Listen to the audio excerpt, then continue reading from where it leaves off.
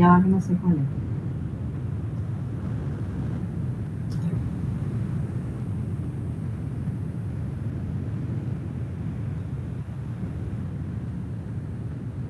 Ya va.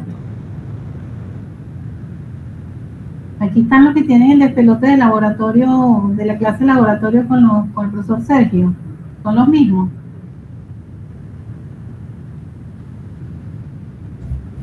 La mayoría, pero no sé si todos, pero la mayoría.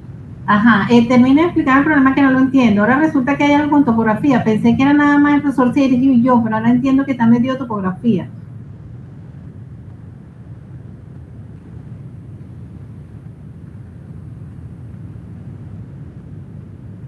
¿Y, ¿Y esas dos materias son del mismo semestre?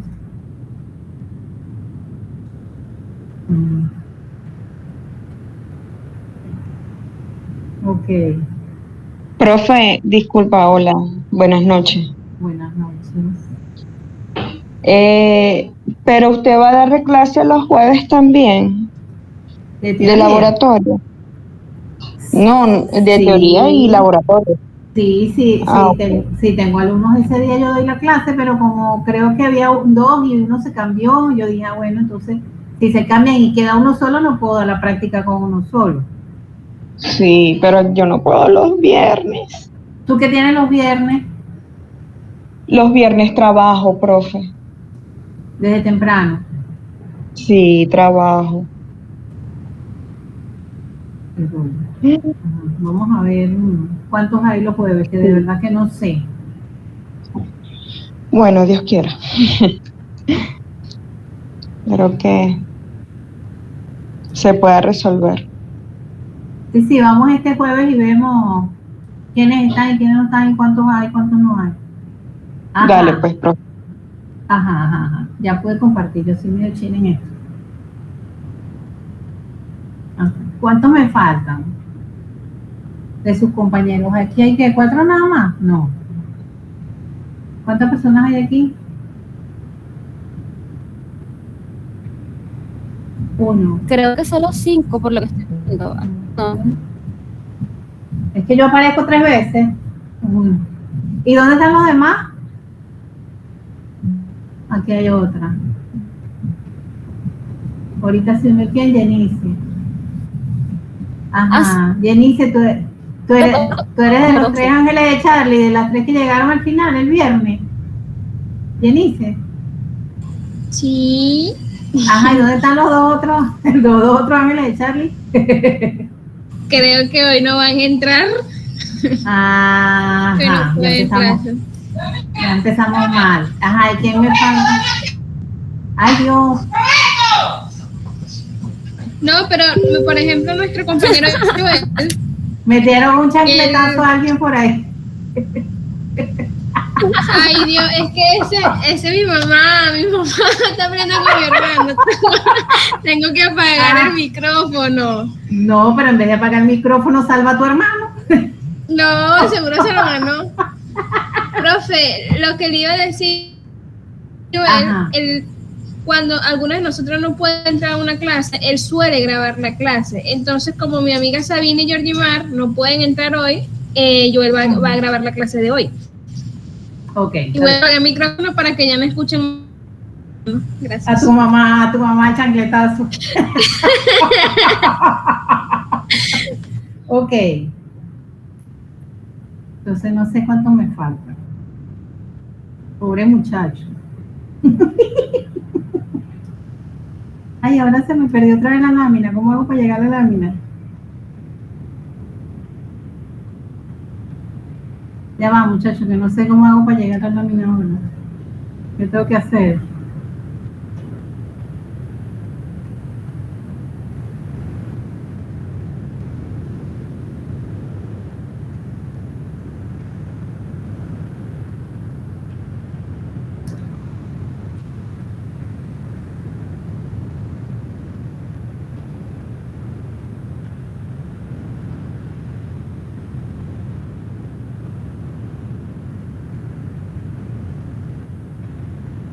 Ahora no sé cómo muevo esa lámina. Ah, aquí será. Ok. Ah, pero si yo la muevo no se mueve. No se les está moviendo, ¿verdad? No, yo... Ajá, ya va. ¿Y cómo muevo yo eso? Esta computadora, yo no manejo esta computadora. Ya va. Paciencia, paciencia.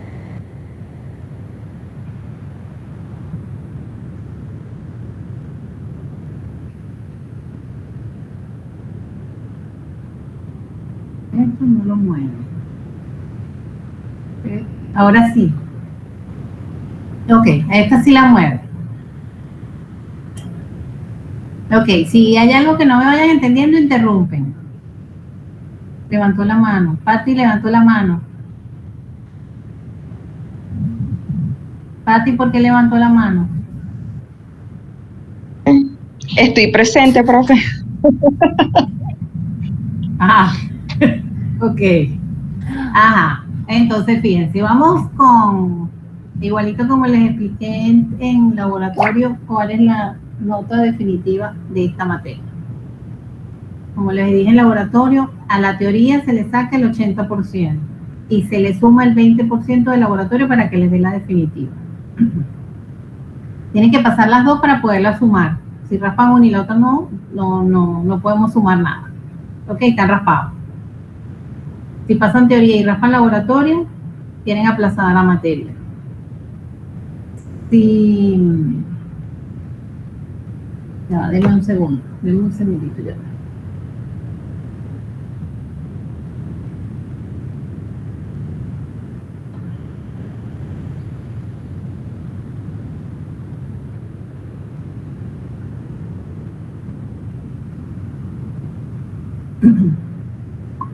Ok, si pasan teoría y no pasan laboratorio, tienen aplazada la materia. Si pasan laboratorio y no pasan teoría, les guardo la nota de laboratorio por un semestre.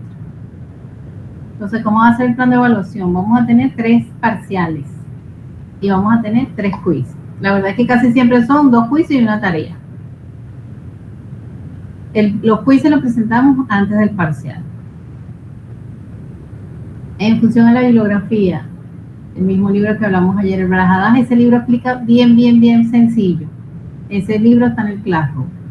El LAMBE es un libro muy completo, pero sumamente complicado. Si se van a ir por uno a investigar, vayan primero al Brajadash. Y una vez que usted entiende el Brajadash, se puede ir al LAMBE.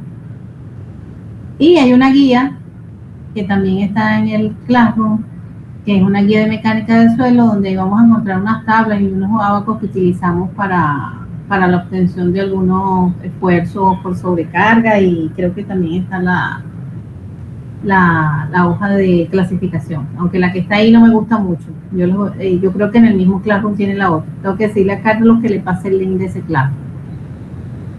Entonces, ¿cómo va el contenido de la materia? Son 5 unidades. En la primera unidad vemos las propiedades básicas del suelo. Okay, en la segunda unidad vemos el flujo de agua en el suelo, o sea, vamos a ver cómo se comporta el suelo cuando transita el agua a través de él. Y vamos a ver esfuerzo de masa del suelo, que vamos a ver cómo se comporta el suelo cuando tengo una carga montada sobre él. Okay.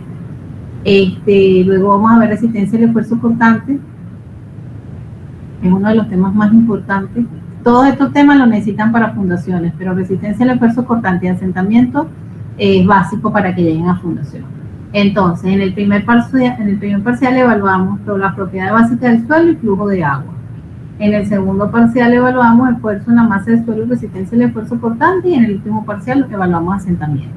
¿Qué sucede con asentamiento? Porque la fórmula de asentamiento es grandísima, y todos los términos que van dentro de la fórmula, unos son términos que vemos en el primer parcial, otros son términos que vemos en el segundo parcial, y solamente hay 2 términos que son del tercer parcial. Entonces, el que viene con falla del primero y del segundo, casi que es imposible que pase el tercer parcial. Digo casi imposible porque siempre algo puede ocurrir, pero si traen fallas del primero y del segundo, es muy difícil que puedan pasar el tercero, porque necesitas mucha información de los temas anteriores. Esta es una materia donde vas acumulando el conocimiento, no es que terminó el primer parcial y te olvidaste de él, no. Tú vas para el último parcial con el formulario que hiciste desde el primer parcial. En los exámenes ustedes pueden sacar formulario, pueden sacar libros, lo que no pueden sacar es un ejercicio resuelto, pero el resto puedes sacar lo que quieras. ¿Estamos claros hasta aquí? Ok, Carlos acaba de entrar. Como les digo, Carlos es el técnico de laboratorio, es el que me ayuda y me maneja la cuestión del Classroom. Entonces, Carlos, como ya está el otro grupo de teoría y de laboratorio, pásales el link de la cuestión esa del Classroom para que ellos se puedan meter, ver la guía, que ya la necesitan leer para preparar la práctica esta semana y para que puedan ver lo de el libro para la teoría. Ah, ok. ¿Se va a comenzar laboratorio esta semana? Esta semana tienen que llevar la muestra para que la preparen. Okay. Y la hagamos la semana, exacto, porque ya va a venir diciembre y no quiero que nos agarre el toro. Yo quiero que cuando nos vayamos de vacaciones ya hayan presentado primer parcial de teoría y primer parcial de laboratorio. Ok, dale, ya mando el link. Ok, dale, chévere. ¿Estamos claros hasta aquí, muchachos?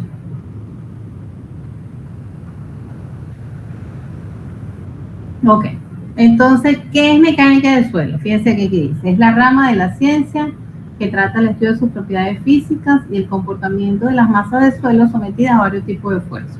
Nosotros aquí vamos a estudiar cómo se comporta el suelo cuando tiene agua que circula a través de él, o cuando el agua está hidrostática, cuando el agua no se mueve, o sea, porque yo puedo tener agua en el suelo y el agua está sin movimiento.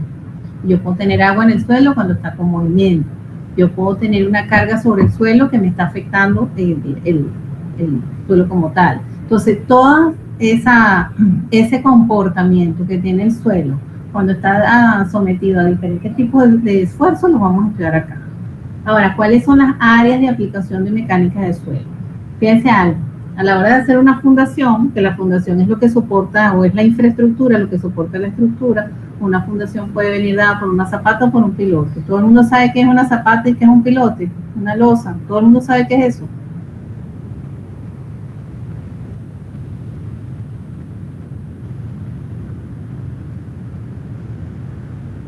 ¿Se fue en internet o no saben? Exactamente, exactamente.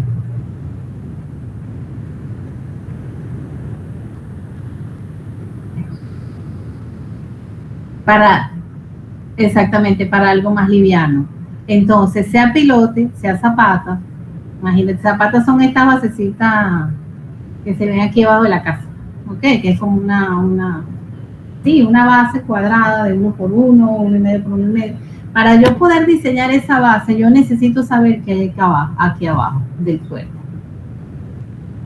Y yo para saber qué hay ahí abajo, yo necesito hacer un estudio de suelo.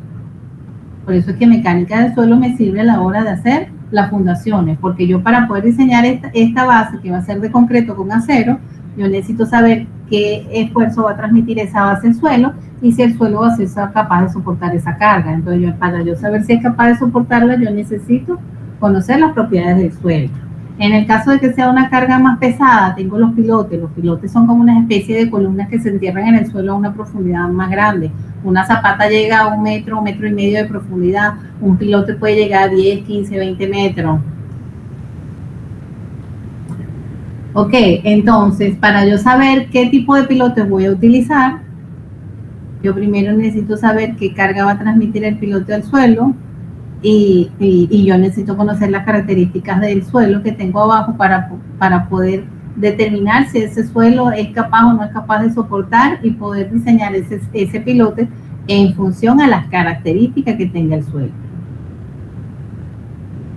Fíjense algo, cuando en suelo no es que uno puede quitar todo lo malo para meter un suelo bueno, no. Uno tiene que diseñar la estructura en función al suelo que tenga. Porque yo puedo remover la superficie, yo puedo remover, qué sé yo, 1 metro de profundidad y le coloco 1 metro de suelo bueno. Pero de ahí para abajo yo no puedo excavar 50 metros y quitar los 50 malos para poner 50 buenos. Pues imagínate todo lo que costaría y no terminarías nunca. Entonces tú tienes que adecuar la estructura o la infraestructura a lo que tienes en el sitio. Si es un suelo malo, tienes que adecuarla a ese suelo malo. Si es un suelo bueno, será más fácil, ya no tendrás que profundizar tanto y simplemente hagas, qué sé yo, una zapata. Pero tienes que conocer las características del suelo, como les repito, sean buenos o malos, y poder adecuar la estructura a eso que consiguen ahí. ¿Qué otras áreas de aplicación tengo? Aquí dice pendientes de excavación. Imagínense que esto es una carretera. Esto es un cerro que se demolió toda esta línea curva y se hizo este talud y con esta inclinación, y esto que está aquí es un carro que va de espalda, ustedes están viendo el rabo al carro. ¿Qué sucede con esta talud que está aquí? Si esto no tiene la inclinación debida, todo esto que está aquí se va a derrumbar y se va a venir contra el asfalto como tal. Entonces, esta inclinación que está aquí es como el ángulo de estabilidad del suelo, eso se ve en resistencia al esfuerzo por tanto. Okay, saber qué ángulo se le va a poner al suelo, qué inclinación le voy a poner para que ese suelo no se derrumbe. Cuando uno va hacia Caracas, uno ve unos cerros que están todos como forrados en concreto. ¿Se han fijado?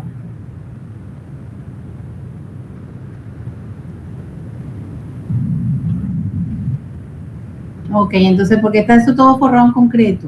Porque si no le ponen concreto, el material se derrumba. Ok, entonces como una protección que le colocan para que evitar el derrumbe. Igual aquí abajo, aquí dice excavaciones para túneles. O sea, si yo tengo un suelo arenoso, imagínense una arena en la playa. Yo tengo un cerro de una montaña de pura arena. ¿Ustedes creen que una montaña de pura arena yo le podría hacer este agujero aquí abajo? La arena es un suelo, ya lo vamos a ver cuando empecemos a ver las características del suelo. ¿Las arenas son cohesivas o no cohesivas? Yo con la arena se unen, las partículas de la arena se unen. Ellas se adhieren entre ellas.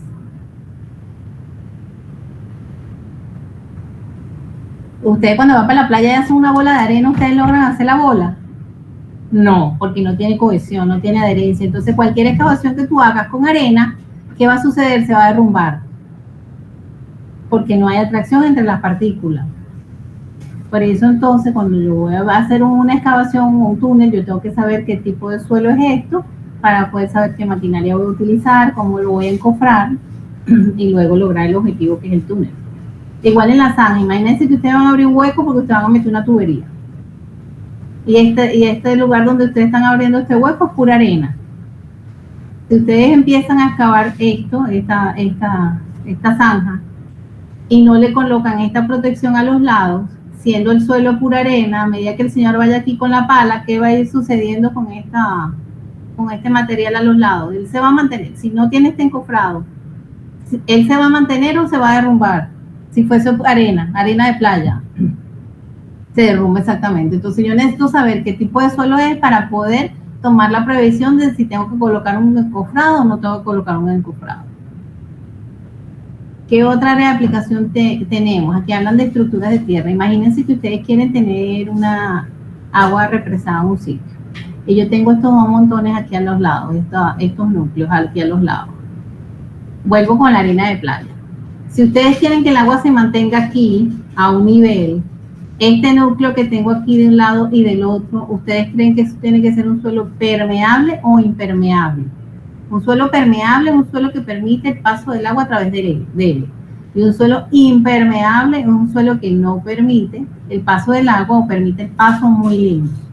Entonces, si yo quiero tener el agua represada aquí, estos montones de tierra, estos núcleos aquí a los lados, ¿tienen que ser permeables o impermeables? Impermeables, porque si son permeables, el agua se va a filtrar y nunca la van a mantener aquí en el nivel. ¿Ok?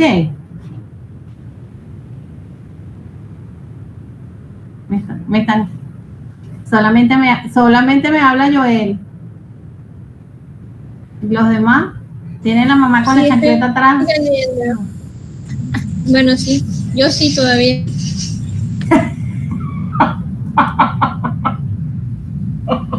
Ay, no. Ok, entonces, esto tendría que ser un suelo impermeable. Aquí dice núcleo de arcilla.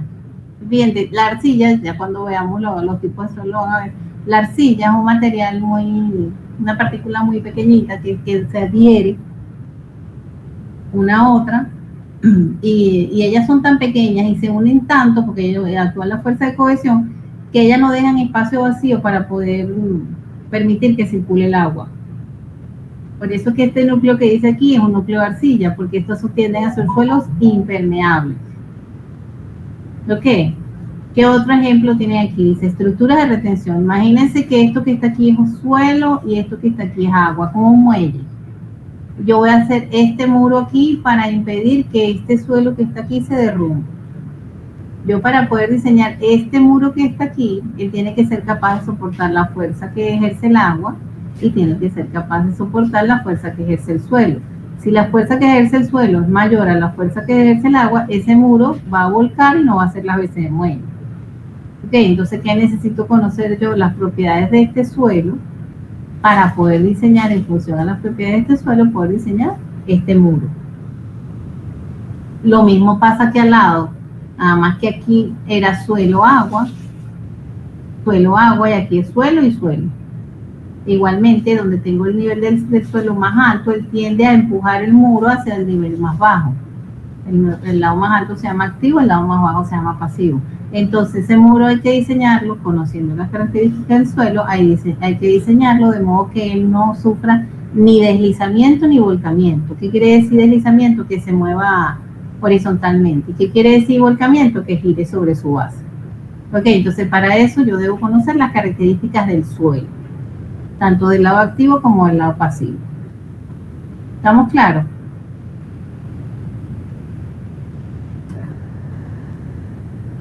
Ajá.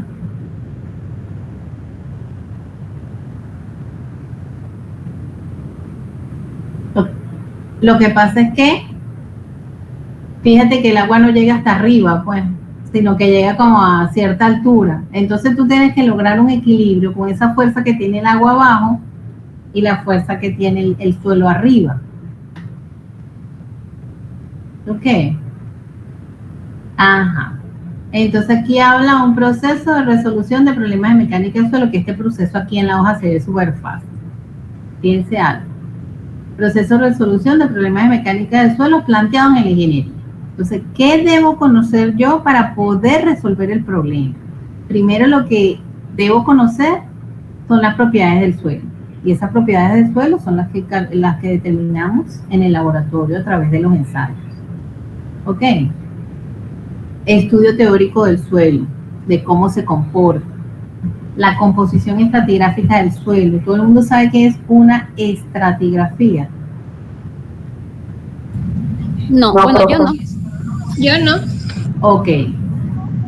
Imagínense que picaron una torta y la torta tenía tres pisos, vamos a llamarlo así, o 3 capas.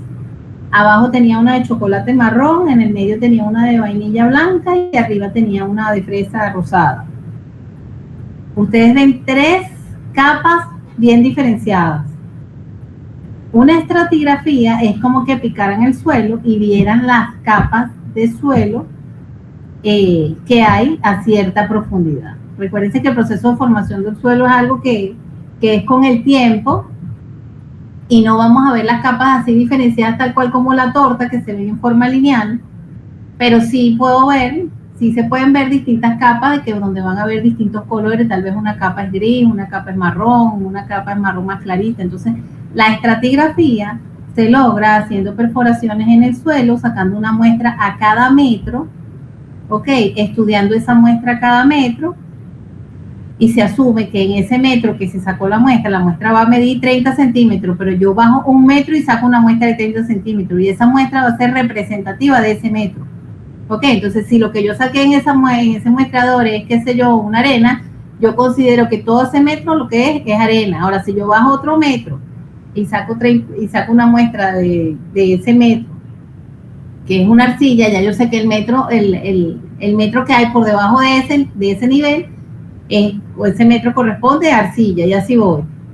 Entonces, la estratigrafía son las diferentes capas de suelo que puedo ver a lo largo de cierta profundidad. Entonces, para yo poder resolver el problema, yo necesito conocer la estratigrafía, porque yo necesito saber qué tipo de suelo hay, qué tengo por debajo y qué tengo por encima. Ok, y lo otro es como todo en función a la experiencia. Entonces, si conocen el estudio teórico, conocen las propiedades, conocen la estratigrafía y ya han tenido experiencia resolviendo el problema, esa experiencia que tuvieron en un problema parecido la pueden utilizar allí también, más el criterio que tenga el ingeniero, y van a llegar a la solución del problema. Ok, por eso les digo, aquí se ve facilito el esquema. El detalle es cuando uno está en el campo y el suelo es extraño y uno a veces no le consigue la solución rápida. ¿Estamos claros? Sí, profe. Ok, ahora en geología ustedes vieron el proceso de formación del suelo. ¿Cómo era ese proceso de formación? ¿Qué recuerdan?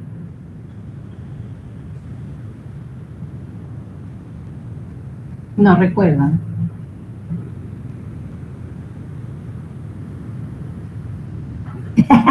Ok, yo se lo voy a explicar facilito, porque lo que me interesa aquí es que sepan cómo se forman las partículas. Imagínense que ustedes tienen una piedra grande. Ok. Esa piedra grande se va a ver afectada tanto por agentes externos como por agentes internos. ¿Cuáles son los externos? Los externos son los que llamamos meteorización física. ¿Cuáles son esos externos? El viento, el agua y el sol. ¿Qué hace el viento?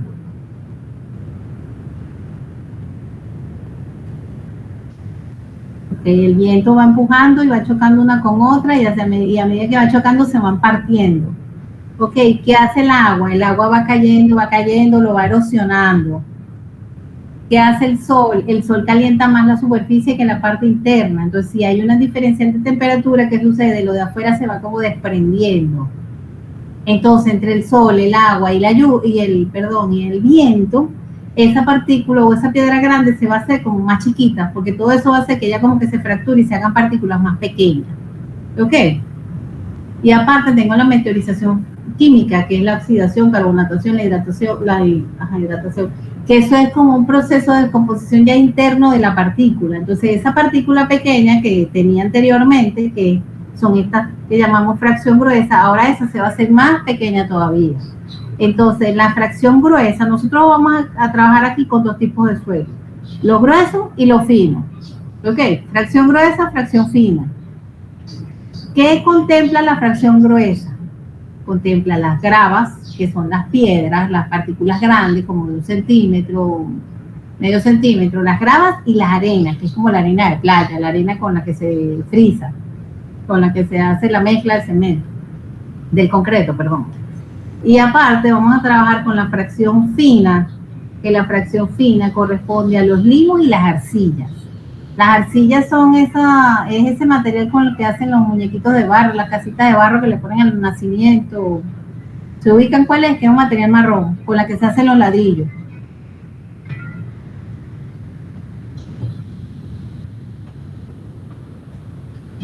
Con la que hacen los ladrillos rojos. Eso es arcilla. Sí, ok. Que es lo mismo que utilizan en todas las casas, un muñequito, una muñequita con un vestidito, una cosa. Eso es arcilla, que es como una plastilina, pero muy dura, pues. Okay. Exactamente, esa misma. Eso es arcilla. Solamente me responde Joel. Yo asumo que las otras muchachas me están entendiendo. Sí, lo estamos respondiendo, pero... Pero no prenden el micrófono. Sin el audio. Ajá. No salgan con dudas. Esta materia no es fácil. No es nada fácil. Gracias por informarme. Ajá, ya va. Me parece que terminé la frase. La materia no es nada fácil. Si ustedes se ponen solo con el libro, hay cosas que no van a entender. Entonces, ¿qué les digo? Aprovechen de preguntar. A mí no me importa que pregunten 1000 veces. Así la pregunta les parezca bruta, no importa. Usted pregunta. Qué bueno, profe. Porque después lo que les queda, no entendí, no le entendí a la profesora, voy a revisar el libro. No terminé de entender, le vuelvo a preguntar. Pero solo por el libro no es fácil. Pregunten todo. Gracias, Carlos. Y guiarse solo por el libro no. Al principio no es fácil. Al principio no es fácil. Entonces, por eso les digo, pregunten. Ajá, entonces fíjense, hablamos de suelos gruesos y suelos finos. Entonces, ¿cómo está constituido el suelo? El suelo tiene una parte sólida, que es esa parte que acabamos de hablar de grueso y fino, y el suelo tiene también una parte líquida y una parte gaseosa. ¿Ok? El líquido es el agua que está metido dentro de los espacios vacíos. Los gases es el aire que está metido dentro del espacio vacío. Y la parte sólida es el suelo como tal al que nos referimos, gravas, arenas, limos y arcillas. Las gravas son partículas que tienen un tamaño mayor a 4.76 milímetros, o sea, son más grandes que 5 milímetros. Las arenas están entre 5 milímetros y 2 milímetros, está la gruesa, la media y la fina. Hay 3 tipos de arena, la gruesa, la media y la fina. Luego están los limos, que están entre 0,074 milímetros y 0,02 milímetros. Y luego están las arcillas, que es más chiquito que 0,02 milímetros. Entonces, fíjense algo. Cuando ustedes tocan la partícula de azúcar, ¿ustedes sienten la partícula? Ajá. Y cuando ustedes agarran talco o leche en polvo, ¿ustedes sienten la partícula? No. Sí. Entonces, el azúcar, el café también se le siente la partícula. El café, el azúcar, es como que si fuese un suelo grueso. La leche, el talco, que no se le siente el tamaño de partículas, es como que si fuese un suelo fino. Fíjense que los dos son chirriquiticos, pero uno equivale a grueso y el otro equivale a fino. Ok, talco y leche. Lo que ustedes no le sientan tamaño de la partícula es como que si fuese un suelo fino. Y lo que usted le sienta tamaño de la partícula es un suelo grueso. Es la comparación.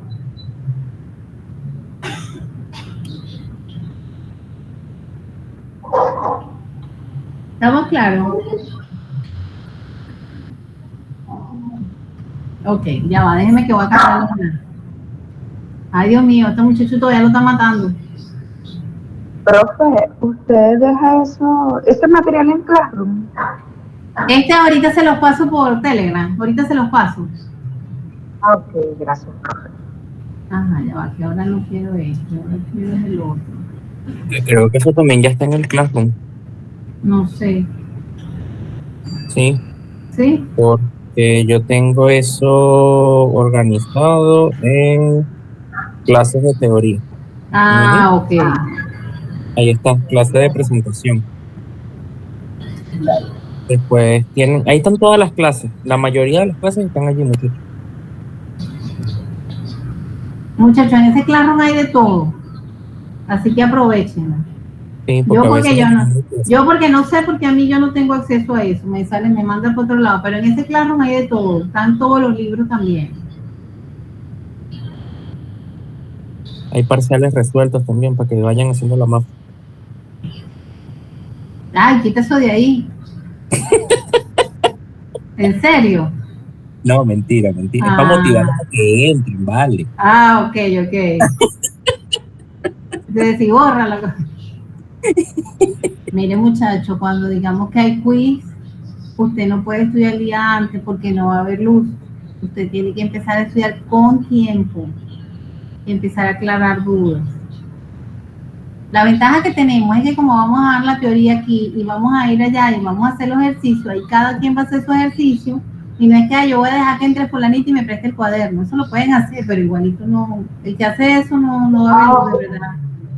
Entonces nosotros solamente vamos a ver teoría por aquí, por Google Meet. Exacto.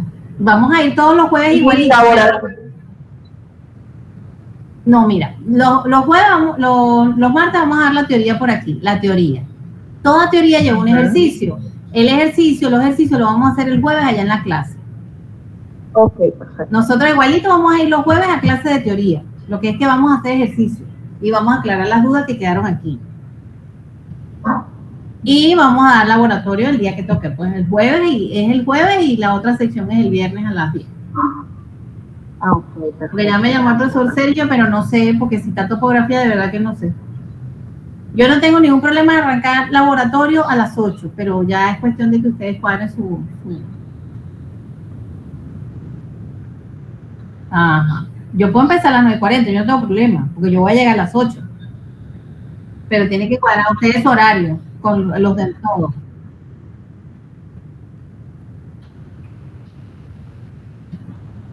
Ah, bueno. Ok. Al final no sé cómo se va a organizar, yo voy todavía temprano. Lo que sí necesito es que el jueves y el viernes cada quien lleve su material. Porque la otra semana vamos a hacer la primera práctica. Ajá, pero yo pregunté quién tiene grupo, quién no, entonces no me responden, no dicen nada.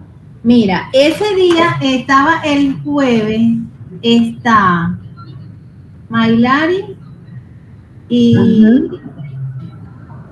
Carlos Mata se cambió. Tú eres Joel. Entonces quedaste tú solo. Nuestro grupo sería Sabina, Georgimar, Joel y yo, de 4 personas. Ajá. Ustedes van los viernes, pero ustedes están los viernes y ella quiere los jueves porque ella trabaja el viernes. Ah, bueno. ¿Quién están los jueves? ¿Pero quién están los jueves? No, bueno, estaba Maylari y Carlos se cambió. Y Maylari como que le da lo mismo. Habla con ella, nada más que van a ser ustedes dos nada más. Ah, ok. Yo hablo con ella. Habla con ella. Ok. Entonces, mira, muchachos, vamos a seguir. Entonces, hablamos que un suelo estaba compuesto por fase gaseosa, líquida y sólida. Ok, este dibujito que tienen aquí es como yo consigo un suelo en realidad. Como la foto que pasaron hoy por el grupo. Yo voy a ver un montón de tierra. Entre ese montón de tierra yo voy a ver partículas grandes, partículas pequeñas. Y entre las partículas voy a ver unos espacios vacíos. Que esos espacios vacíos pueden estar llenos de agua o pueden estar llenos de aire. Este dibujo que está aquí es un dibujo idealizado de un suelo. ¿Por qué es idealizado? Porque tiene el suelo abajo, el agua en el medio y el aire arriba. Eso no es así. El suelo en realidad está como está aquí. Es un conjunto un conjunto completo donde va a haber sólido, agua y aire, todo en el mismo conjunto. Aquí lo que está es separado para poderlo estudiar. Ok, sólido, agua y aire. Fase sólida, fase líquida y fase gaseosa. Ok. La líquida es el agua que circula por los vacíos. Y la gaseosa es el aire que circula por los vacíos. Un suelo puede estar seco y solo tener agua. Y un suelo puede estar... ¿Qué es eso que dice? Okay. Un suelo puede estar seco y solo tener aire, y un suelo puede estar húmedo y puede tener entre los espacios vacíos agua y aire. O puede estar saturado porque en todos los espacios vacíos tiene agua. ¿Ok? Puede tener varias condiciones. Ok, entonces la fase sólida, recuérdense que aquí dije fase sólida, líquida y gaseosa. La fase sólida, ¿qué tiene? Puede tener grava, que es la que dijimos tamaño de partículas mayor a 4.75 milímetros, que es retenido en el tamiz número 4. Podemos tener arenas, que son gruesas, medias y finas, que está lo que pasa el 4, pero queda retenido en el 200, quedan todo eso en ese tamiz, en todos esos tamices intermedios. Y tenemos los finos, que son los limos y las arcillas. ¿Ok? ¿Estamos claros hasta aquí?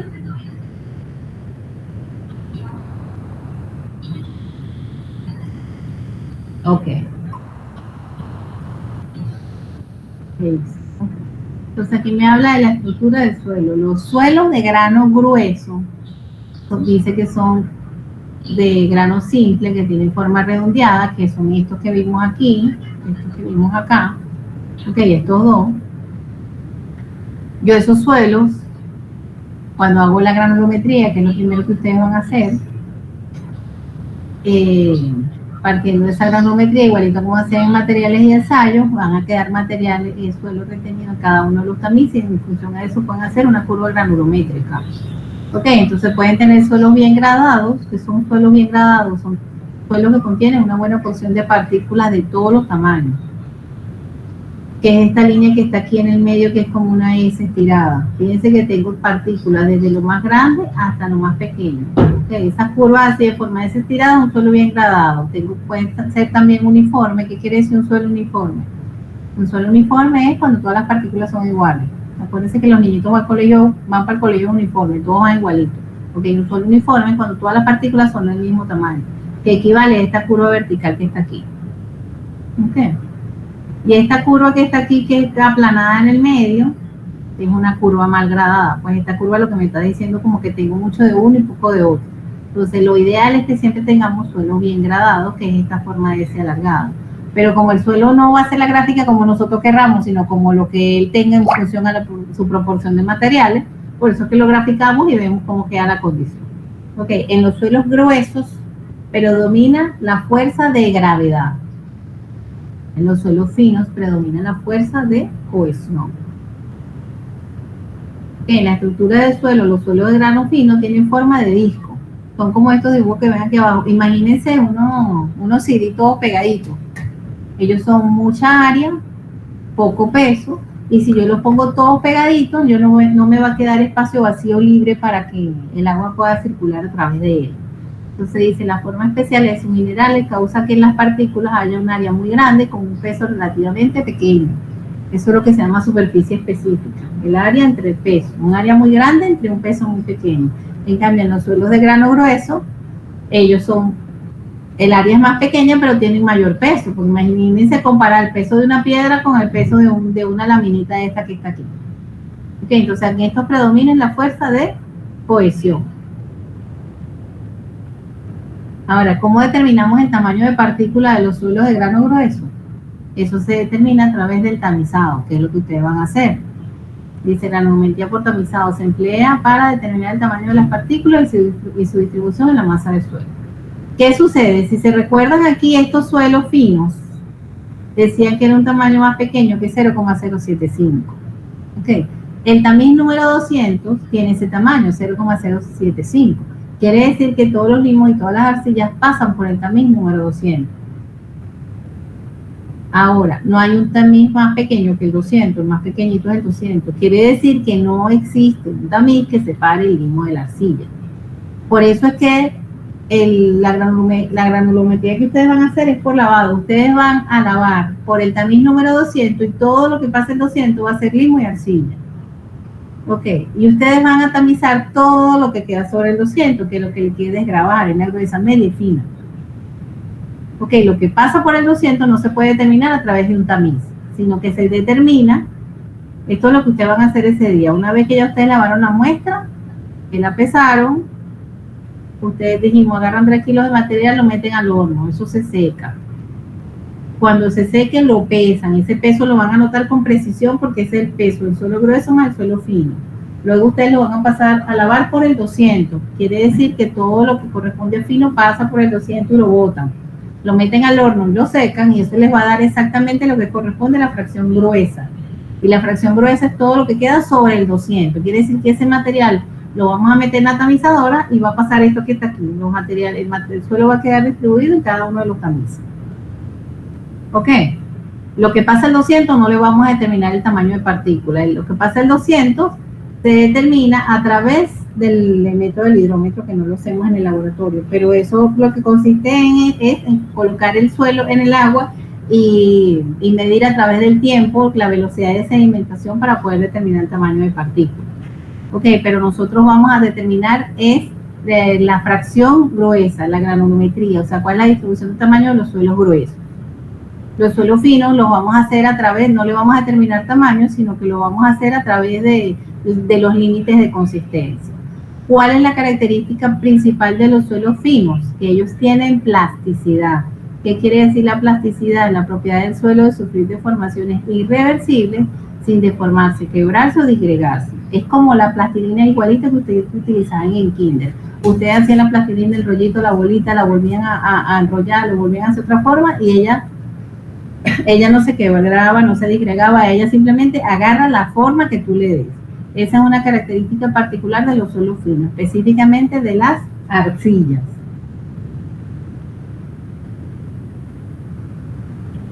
¿Ustedes pueden hacer ese rollito con la arena de playa?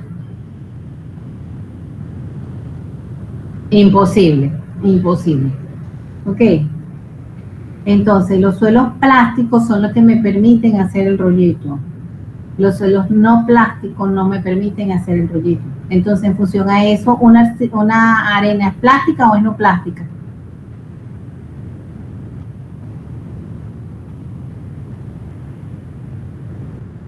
Los suelos plásticos me permiten hacer el rollito, los suelos que tienen plasticidad. Los suelos que no tienen plasticidad no me permiten hacer el rollo. Entonces, ¿con una arena puedo hacer el rollito? Una arena pura no, ¿verdad? Entonces, ¿una arena será plástica o no plástica? No plástica. Exactamente. Las arenas no tienen plasticidad. Si yo voy a agarrar una arena y quiero hacer este rollito, esa arena debe estar mezclada con algo que me permita poder hacerlo.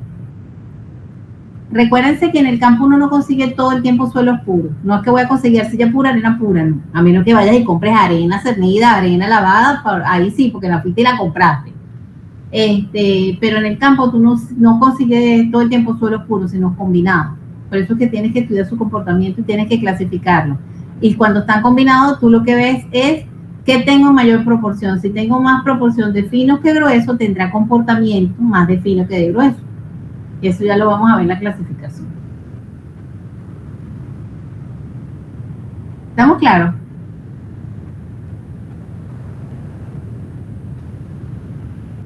Ok, entonces los suelos de grano fino, a los suelos de grano fino, que es lo que a ellos se les estudia sus límites de consistencia. Estos límites son estos que vemos acá. Fíjense que el suelo, esta gráfica va en función del volumen, contenido de humedad. Aquí en el origen el contenido de humedad cero. Entonces cuando el suelo está seco, él tiene su mínimo volumen. A medida que yo voy, y él está en estado sólido, a medida que yo le voy agregando agua, él se va comportando distinto y va pasando por diferentes estados. ¿Ok? El suelo está sólido al inicio.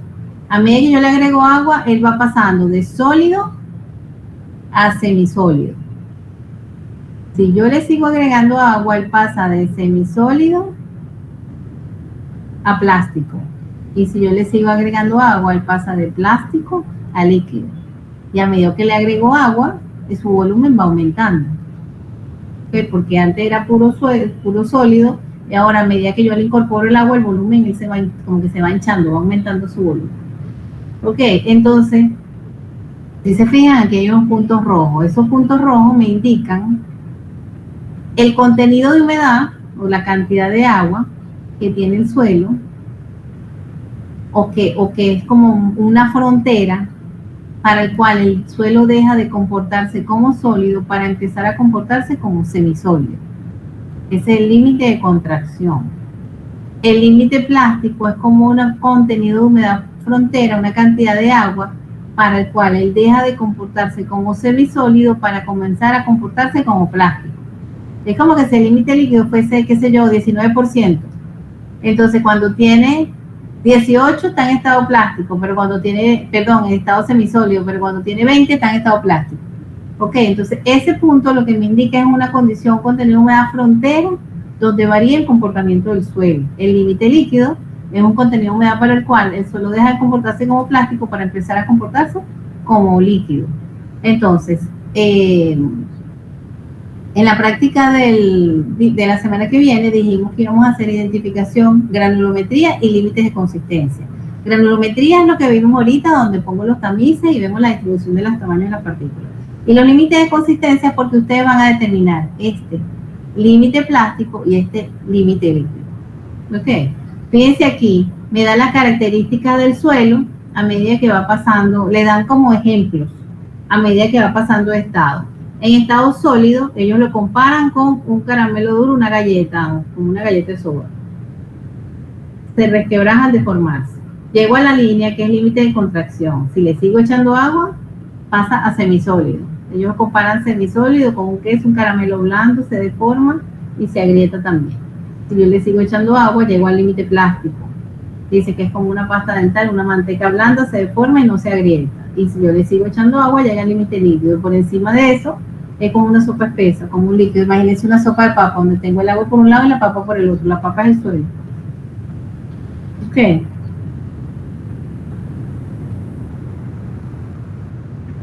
Esos límites dependen del suelo y de la cantidad de agua que le agregues al suelo. Ellos van a depender de su contenido de humedad. Ellos van a ir variando en función a su contenido de humedad. Entonces, estos son... No. Él va a variar dependiendo del tipo de suelo, exactamente. Entonces, como cada quien va a llevar su muestra, cada quien va a determinar sus límites de consistencia. Hay unos que los podrán hacer, hay otros que no los podrán hacer porque el suelo es muy complicado. Entonces, la idea es que no sea el mismo suelo para que todos puedan ver lo que hacen todos, pues. Cómo se comporta el suelo del otro.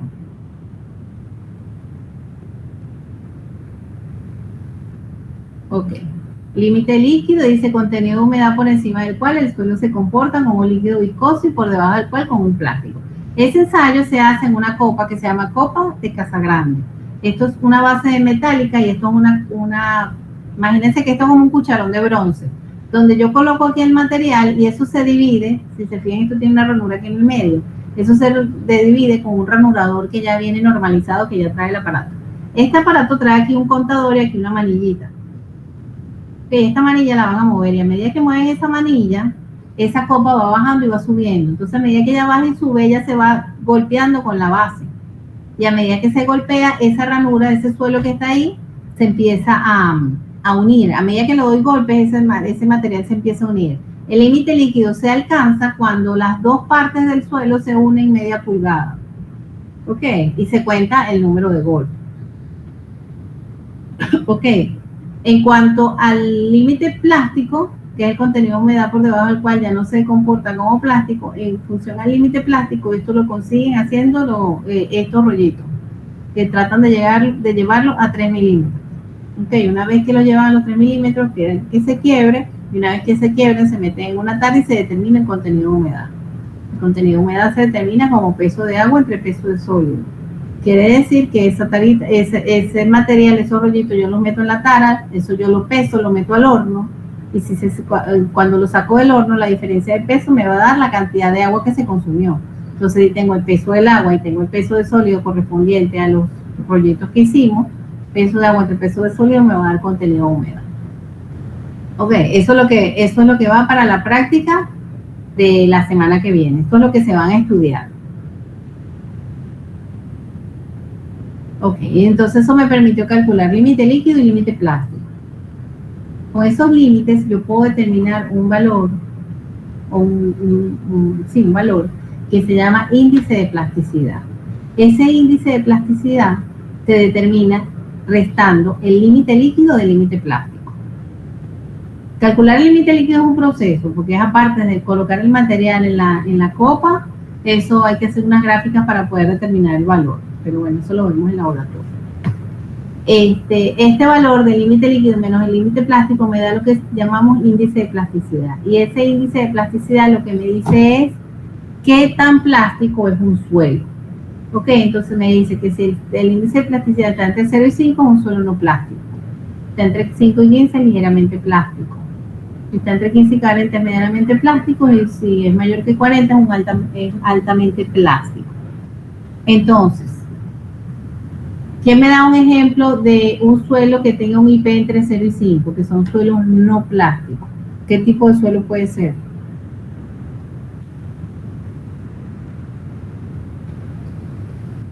La arena de la playa, exactamente. Y un ejemplo de un suelo altamente plástico. La arcilla. La arcilla, exactamente. Exactamente. Si ustedes entienden las características del suelo y cómo se comporta, se le va a hacer fácil muchas cosas. Entonces, un suelo, una arena es un ejemplo de un suelo no plástico, y una arcilla es un ejemplo de un suelo altamente plástico.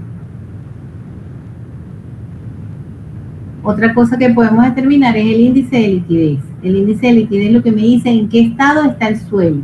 ¿Cómo determino el índice de liquidez? El contenido de humedad natural menos el límite plástico entre el límite líquido menos el límite plástico.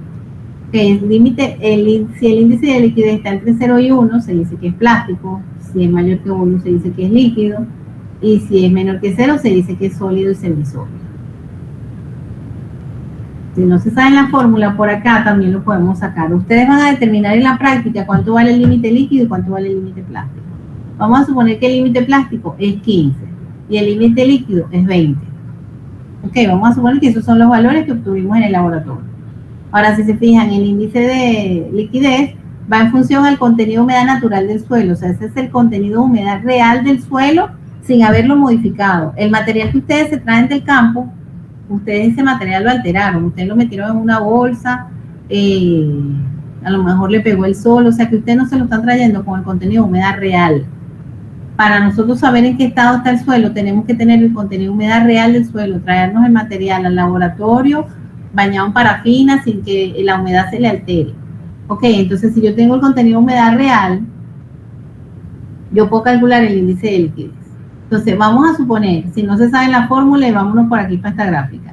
Vamos a suponer que el límite plástico es 15 y el límite líquido es 20. Y el contenido de humedad real del suelo es 18. 18 está entre 15 y 20. Quiere decir que está en este tramo, y este tramo corresponde a un estado plástico. Vamos a suponer que el contenido de humedad real es, dijimos que esto era 15 y 20, ¿no? Es 25. Si es 25, estoy para acá arriba. Quiere decir que el suelo está en estado líquido. Vamos a suponer que el contenido de humedad real del suelo es 10. Si es 10, estoy más hacia acá. Quiere decir que él está en estado sólido o semisólido. Ok, entonces, el límite líquido y el límite plástico me sirven tanto para determinar el índice de plasticidad del suelo, o sea, para saber qué tan plástico es, y también me sirve para determinar en qué estado está el suelo, si está en estado sólido, líquido o plástico.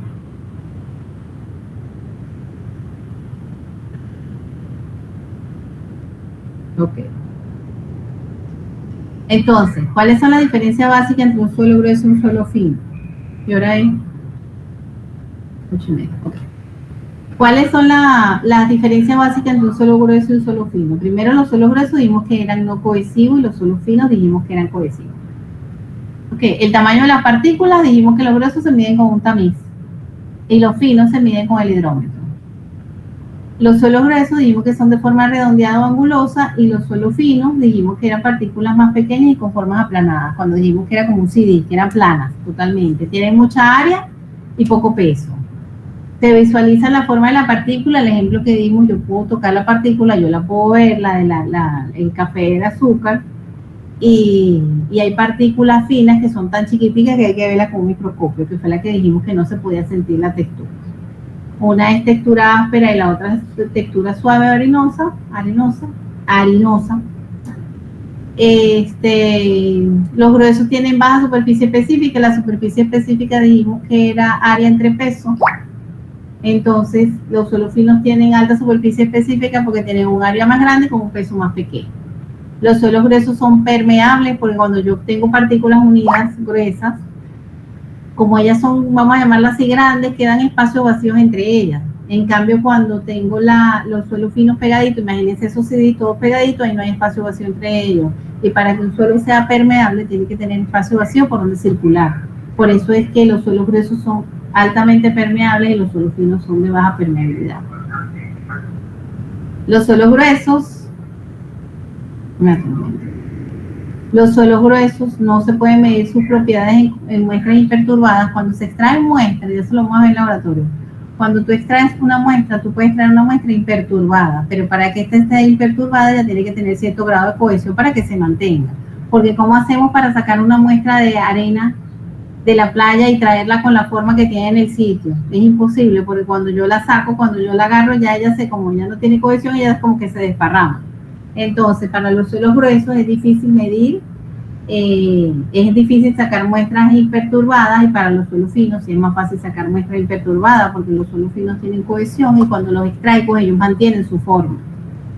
Ok, como dijimos al principio, en los suelos gruesos predomina la fuerza de gravedad y en los suelos finos predomina la fuerza de cohesión. ¿Estamos claros?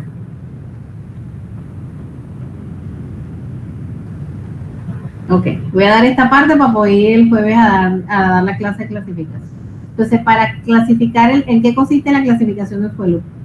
Yo determino todas las propiedades para poder clasificarlo, para poder saber qué tipo de suelo es. Ok, entonces, ¿qué necesito yo para poder clasificar un suelo? Como les dije, yo en el campo no consigo un suelo puro, yo los consigo mezclados. Entonces yo cuando agarro ese suelo mezclado, yo necesito saber qué predomina en uno, qué predomina en otro, y para poder determinar su comportamiento. Entonces, ¿qué necesito yo para poder clasificar un suelo? Lo primero que necesito es su granulometría. O sea, lo que hacen con los tamices, lo que ustedes van a hacer ahorita en la primera clase. Con la granulometría podemos construir la curva granulométrica, que es esta que está acá. Ok, igual como ustedes lo hacen en materiales de ensayo. Con eso se determina la distribución de tamaño. Ok, aparte de la granulometría, ¿qué necesitamos? Hay algo que se llama gradación.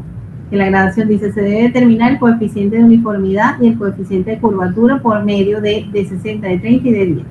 CU es un coeficiente que se llama de uniformidad y CC es un coeficiente que se llama de curvatura. El coeficiente de uniformidad indica la pendiente media de la curva granulométrica y el coeficiente de curvatura Describe la suavidad y la forma de la curva. Ok. Vamos para acá atrás. El coeficiente de uniformidad lo que me dice si está bien gradado o mal gradado. Eso es lo que me dice. Si está bien gradado o mal gradado. ¿Y cómo lo calculo? Lo calculo como de 60 entre D10. El coeficiente de curvatura lo calculo como de 30 al cuadrado entre de 60 por D10. ¿De dónde sale D10, de 60 y de 30? Vamos a hablar primero de 10. ¿Qué quiere decir de 10? ¿No lo tengo aquí? No, ok. ¿Qué quiere decir de 10? ¿O cómo lo calculo? Esta curva que está aquí está en porcentaje, esto que está aquí está en porcentaje y esto que está aquí está en tamaño de camisa. Entonces, aquí en este porcentaje voy a buscar el 10. Voy a venir derecho y voy a cortar la curva. Y cuando corto la curva, aquí al lado voy a leer un tamaño en milímetros. Entonces, ¿qué me representa ese de 10? Él me representa un tamaño en milímetros. ¿Qué quiere decir ese tamaño? Ese tamaño quiere decir que el 10% en peso de esa muestra tiene un tamaño más chiquito que ese número que estoy leyendo ahí. Vamos a suponer que ahí me dé un tamaño de 2 milímetros, por inventar un número. ¿Qué quiere decir eso? Que de una muestra de 100 gramos, como es el 10%, 10 gramos tienen un tamaño más pequeño que ese número que yo leí ahí. Eso es lo que corresponde a ese de 10. De 30 se lee igual, pero me voy al 30. Entro con 30, corto la curva y aquí en la voy a leer un valor. Ese valor que voy a leer allá abajo es un tamaño de partícula. ¿Y qué representa ese de 30? Eso representa el 30% en peso de ese material tiene un tamaño más pequeño que este que está aquí. Vamos a suponer que el tamaño me dio 5 milímetros por inventar un número. Entonces, de 100 gramos de material, 30 gramos tienen un tamaño más pequeño que ese número que yo leí aquí. Y con D60 hacemos lo mismo, 60% corto la curva y aquí leo un valor. Me va a dar un tamaño en milímetros. ¿Qué representa? El 60% en peso del suelo tiene un tamaño más pequeño que ese. Vamos a suponer que me dio 8 milímetros. Estoy inventando números. 8 milímetros. ¿Qué quiere decir eso? Que de 100 gramos, 60 gramos tienen un tamaño más pequeño que 8 milímetros. Ok, entonces eso le permite calcular CU y CC. CU es la pendiente media de la curva entre de 60 y de 10. Ok, y CU y CC se calcula como de 30 al cuadrado entre de 60 por de 10. Uno me dice qué bien o mal grado está el suelo y otro me describe como si la curva es regular o irregular. Las curvas regulares son las curvas bien gradadas, las curvas irregulares son las curvas mal gradadas. Ok, entonces esta curva que está aquí en el medio, que es como una S, es una curva bien gradada, es una curva regular. Y estas otras dos que están acá son curvas mal gradadas, son curvas irregulares. Ok, aquí les dan unos valores referenciales para la gradación. Dice que si el coeficiente de uniformidad es menor a 5, son suelos uniformes, mal gradados. Si está entre 5 y 15, son suelos no uniformes, son heterogéneos. Y si es mayor que 15, son suelos muy desuniformes, son muy heterogéneos. Lo ideal es que sean muy heterogéneos, porque así tengo partículas grandes, medianas, intermedias, pequeñas, que se van ocupando los espacios vacíos y mientras tenga menos espacio vacío, el suelo va a ser más resistente y va a ser menos permeable. Ok. Entonces, ¿para qué vimos esto? Para poder clasificar el suelo, que es lo que vamos a ver el jueves. El suelo yo lo puedo clasificar de dos maneras, ya sea por el método unificado o ya sea por el método ASHTO. ¿Cuál es la diferencia entre ellos dos? Que el unificado yo lo puedo utilizar para cualquier tipo de suelo que voy a utilizar en cualquier tipo de obra. En cambio el ASHTO lo puedo utilizar únicamente cuando la obra que voy a hacer, en la que vamos a trabajar es una vialidad. Ok, en las vialidades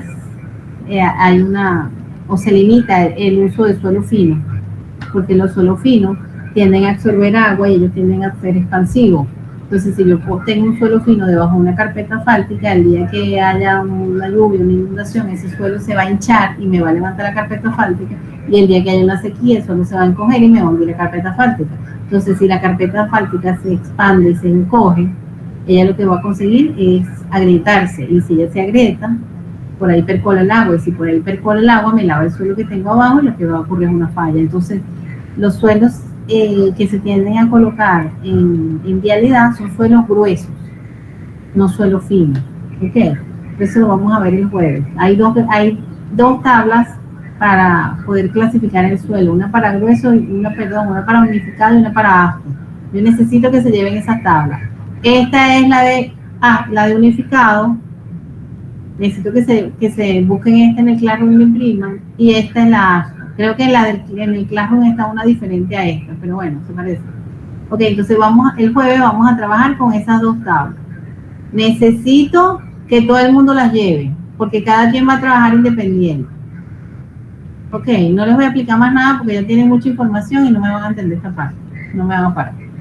¿Estamos claros? Sí, profe. Ok, entonces ahorita les paso esto, aunque Carlos, bueno, ya dijo que está en el Classroom, igualito se los paso. Y busquen en el Classroom las dos guías, las dos tablas que necesitamos llevar para la clase. Profe, Ya va, que no las escuché. ¿La qué? ¿Qué me dijeron? Yo misma acá. No escuché.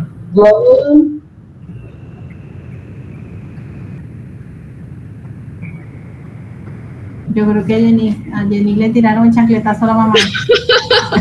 Profe, la que estoy preguntando es que si este jueves vamos a tener clases. Sí, el jueves tenemos clases.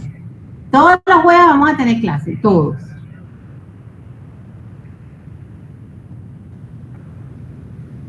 Pero primero vemos el laboratorio, los que tienen laboratorio, y después nos vamos para teoría. Si somos poquiticos, nos quedamos en la oficina ahí y doy la clase ahí. Si somos muchos, nos vamos para el salón, porque adentro del laboratorio eso es la paila del infierno. Entonces el jueves nos vemos a las 8, que vaya a ver el laboratorio a las 8. A llevar la muestra, pues, porque lo que tienes que llevar la muestra y prepararla. Ok, chévere, muchachos. Nos vemos el jueves. Igualmente.